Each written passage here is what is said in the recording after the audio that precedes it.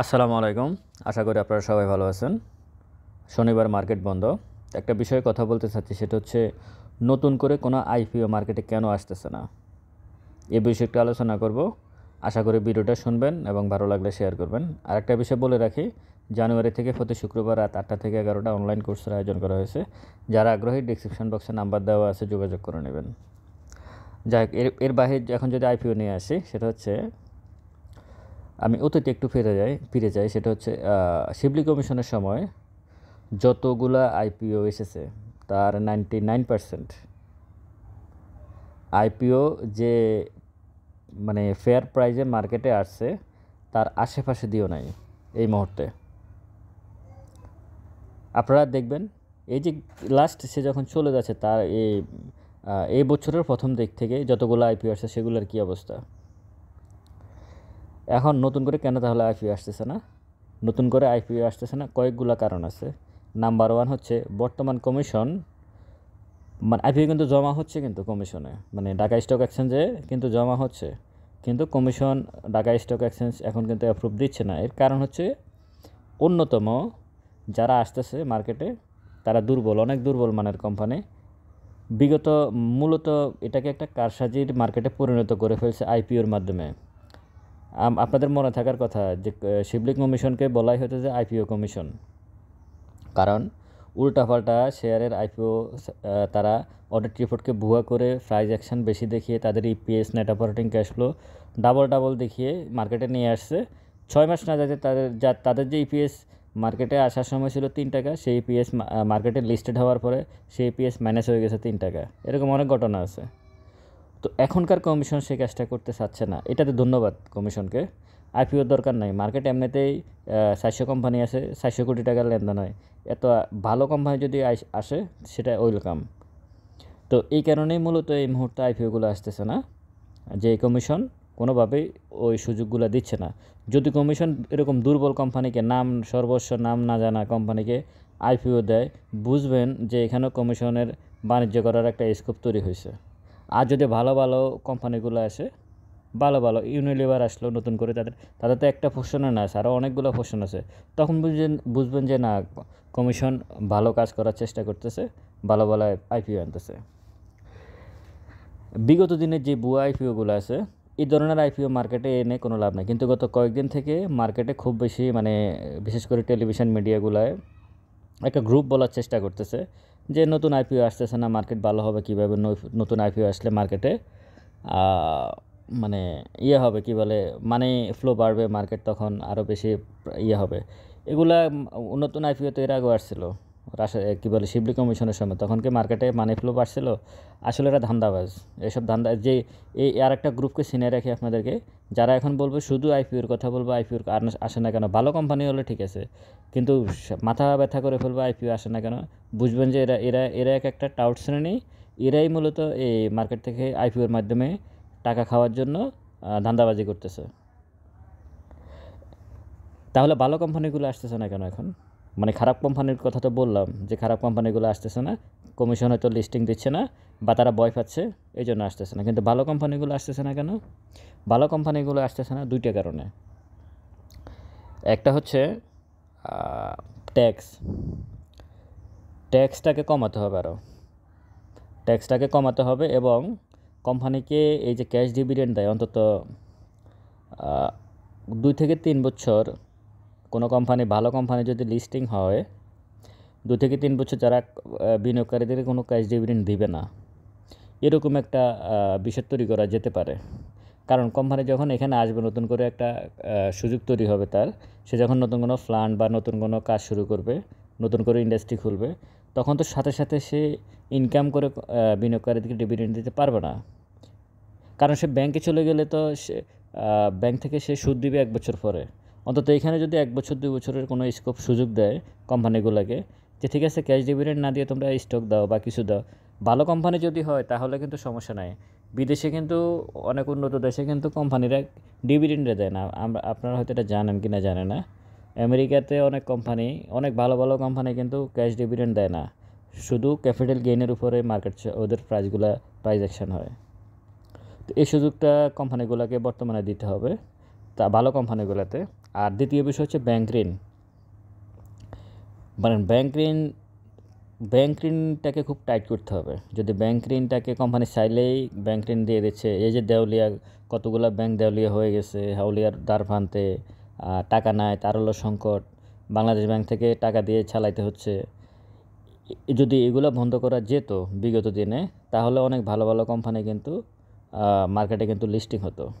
আর ভালো কোম্পানিগুলো মার্কেটে না আসার জন্য এই ব্যাংক ঋণটা অন্যতম দায়ী হচ্ছে।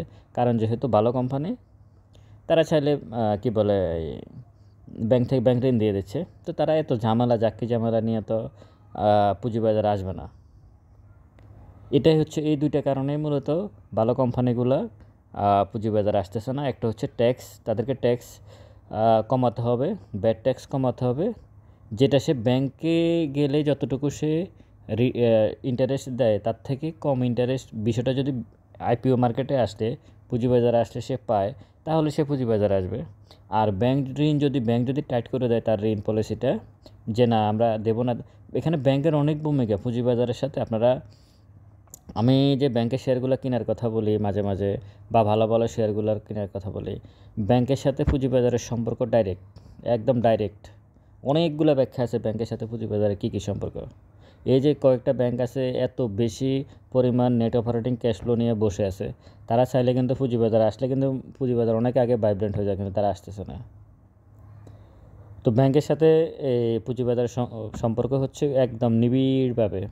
তো ব্যাংক যদি ভালো কোম্পানিগুলোকে ফান্ড রেজ করার স্কোপ কমিয়ে দেয়, তখন ভালো কোম্পানিগুলো মার্কেটে আসবে, আইপিওতে আসবে, আর মার্কেট তখন ভালো হবে। আমি মনে করি একটা গত শিবলি কমিশনের সময় যেসব শেয়ারগুলো মার্কেটে আসছে আইপিওর মাধ্যমে, এই ধরনের শেয়ার একটাও আগামী 5 বছরে আসার দরকার নেই, প্রয়োজনে একটা কোম্পানি আসার দরকার নেই। আর ভালো কোম্পানি যদি একটা আসে, সেটাকে ওয়েলকাম আগামী 5 বছরে। আর যারা হাইউতাস আইপিওর জন্য হাইউতাস করতেছে, এরা হচ্ছে একটা সিন্ডিকেট। এরা মার্কেটে আসার পরে ধান্দা আছে, আইপিওর একটা ধান্দা আছে, এটা আপনারা এটা নিয়ে আলাদা অন্য একটা ভিডিও দেবো আমি। মানে আইপিও কীভাবে নির্ধারণ হয়, বড় বিনিয়োগকারীর এই হাউসগুলা, ব্রোকারেজ হাউসগুলা, তারা কিন্তু একটা বেনিফিট পায় এই আইপিও থেকে। এগুলো অনেক বিষয় আছে, যার কারণে তারা এখন ব্যস্ত হয়ে গেছে, আইপিও আসে না কেন, আইপিও আসার দরকার নেই। ভালো কোম্পানির যদি আইপিও আসবে, আর যদি না আসে ভুয়া কোম্পানির আইপিও মার্কেটে এনে বিনিয়োগকারীদেরকে পুঁজি নিঃস্ব করার কোনো কারণ নাই। আর আইপিও যদি আনতে হয়, আমি আশা করব, গতকালকে আমি ভিডিও দিয়েছিলাম যে খুব দ্রুত বাইব্যাক আইনটা পাস হতে যাচ্ছে। একটা খসড়া সম্ভবত 2-1 সপ্তাহের ভিতরে সিকিউরিটি এক্সচেঞ্জ কমিশন জমা দেবে। তো এই বাইব্যাক আইনটা পাস করতে হবে আগে, নতুন করে কোনো আইপিও লিস্টিং হওয়ার আগে বাইব্যাক আইনটা পাস করতে হবে রাষ্ট্রপতির অধ্যাদেশ আকারে, তারপরে নতুন করে আইপিও আনা উচিত। তো আপনাদেরকে এটুকু বলবো যে এই আমি দেখেছি, আমি হয়তো অনেকের সাথে তো এখন যোগাযোগ হচ্ছে, অনেকে দেখেছি অনেক এই গত কয়েকদিন আইপিওর যে শেয়ারগুলো আসছে বিগত দিনে, ওগুলোতে হিউজ পরিমাণ ইনভেস্টমেন্ট করে রাখছে। এগুলো আসলে পুরনো ভালো ভালো কোম্পানিতে কিন্তু ওনারা যায় না। নতুন করে যে আইপিওগুলো আসছে শিবলি কমিশনের সময়, ওই আইপিওগুলোতে ওনারা অনেকগুলো টাকা, বিশাল বিশাল টাকা ইনভেস্ট করে রেখে দিয়েছে। কিন্তু একবারও চিন্তা করে না যে আমরা যে আইপিওগুলো কিনতেছি এগুলো কী আছে, এগুলোর ফেয়ার প্রাইস কি এতটুকু আছে, তারা যে প্রাইস অ্যাকশন নিয়ে মার্কেটে আসছে তার কি ইপিএস তো তারা, মানে দেখেন আপনারা এখন আজ থেকে 1 বছর আগে যে আইপিওগুলো মার্কেটে আসছে, তাদের তখনকার যে ঘোষণা দিয়ে ইপিএস ঘোষণা দিয়ে নেট অপারেটিং ক্যাশ ফ্লো ঘোষণা দিয়ে যারা মার্কেটে আসে, এখন তাদের ইপিএস দেখেন আর নেট অপারেটিং ক্যাশ ফ্লো দেখেন কী অবস্থা। সুতরাং একটা শেয়ারে, মানে আমি বারবারই বলতেছি, একটা শেয়ারে হঠাৎ করে ইনভেস্ট করা যাবে না। মানে হঠাৎ করে আপনি মনে চাইলো, ভালো নাম শুনছেন হয়তো ইনভেস্ট করে দিলেন। অনেক কিছু দেখে শুনে বুঝে চিন্তা ভাবনা করে তারপর আসলে ইনভেস্টমেন্টে যাওয়া উচিত। আপনি কিন্তু শুধু পুঁজিবাজার ছাড়া অন্য কোনো ব্যবসায় যান, আপনি কিন্তু অনেক চিন্তা করবেন। আপনি যে কোনো অন্য কোনো আমাদের যে ট্রেডিশনাল বিজনেসগুলো আছে ওগুলোতে যান, আপনি একটা দোকান দিবেন, যে কোনো একটা ব্যবসা করবেন, একটা খামার দিবেন, মানে যাই করেন, আপনি কিন্তু অনেক চিন্তা ভাবনা করে, অনেক প্ল্যান প্রোগ্রাম করে, অনেক কিছু করেই কিন্তু আপনি ওই ব্যবসাটা করেন। একমাত্র পুঁজিবাজারে কথাবার্তা ছাড়াই 1 কোটি, 1.5 কোটি, 2 কোটি টাকা শেয়ার কিনে বসে আছে, কোনো কিছু নাই, জানা শোনা কোনো কিছু নাই, শেয়ার কিনে বসে আছে। তো এরপর দোষটা হয় আসলে পুঁজিবাজারের। আমি আপনাদেরকে শুধু লাস্টে এই কথা বলবো, শিবলি কমিশনের সময় 1500 পয়েন্ট মাইনাস হয়েছে, আর এই রাশেদ মাকসুদ কমিশনের সময় 1200 পয়েন্ট মাইনাস হয়েছে। আমি মনে করি গত 8 বছরের মধ্যে বা 5-6 বছরের মধ্যে সবচেয়ে খারাপ সময় গেছে এবছর, এই 2024 সাল এখন শেষের দিকে আসছে 2024 সাল, সবচেয়ে খারাপ সময় গেছে 2024 সালে। কিন্তু ভালো কোম্পানিগুলোতে যারা বিনিয়োগ করছে তারা ঠিকই রিটার্ন নিয়ে প্রফিট করে ক্যাপিটাল গেইন নিয়ে, নট এটাকে কি বলে এই ডিভিডেন্ড, তারা ক্যাপিটাল গেইন নিয়ে মার্কেট থেকে বেরোছে। যদি কেউ জানেন না বুঝেন, নাম্বার দেওয়া আছে, যোগাযোগ করুন, বলে দেব। তারা রিটার্ন নিয়ে মার্কেট থেকে বেরোছে। এত কঠিন পরিস্থিতির মধ্যে, এত টাইট অবস্থা ছিল মার্কেটের, এত খারাপ পরিস্থিতি ছিল, তারপরে ভালো শেয়ারগুলো ঠিকই প্রফিট দিছে বিনিয়োগকারীদেরকে। সবসময় ভালো শেয়ারের সাথে থাকবেন। আর আইপিও না আসার অন্যতম কারণ হচ্ছে এটা। আমি আশা করি যে আইপিও আসতে হলে ভালো কোম্পানির আইপিও আসবে, খারাপ কোম্পানির আইপিওর দরকার নেই। আপনারা সবাই ভালো থাকবেন, দোয়া করবেন। ভিডিওটা ভালো লাগলে শেয়ার করবেন। আসসালামু আলাইকুম।